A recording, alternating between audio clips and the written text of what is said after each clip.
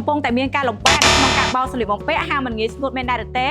ឈប់បារម្ភពីបញ្ហាទាំងអស់នេះទៀតទៅនេះគឺជាម៉ាស៊ីនបោកនៅស្ងួតម៉ាក Panasonic ដែលមានលេខ model NA-F106 FC1WF ដែលអាចបោកសម្លៀកបំពាក់បានទំហំ10គីឡូនិងស្ងួតសម្លៀកបំពាក់បាន6គីឡូនៅក្នុងម៉ាស៊ីនតែមួយ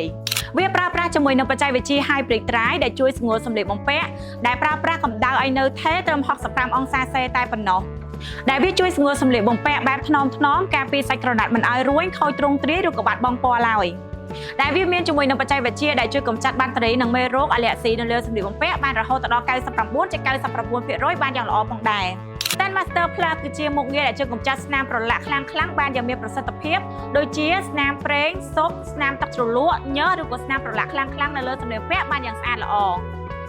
ជាមួយនឹងម៉ាស៊ីនបោកនិងសម្ងួតម៉ាក Panasonic មួយនេះក៏មានបំពាក់មកជាមួយនឹងមុខងារ Auto Top Clean ដែលជួយលាងសម្អាតធុងបានដោយស្វ័យប្រវត្តិរាល់ពេលដែលយើងបោកភក់ម្ដង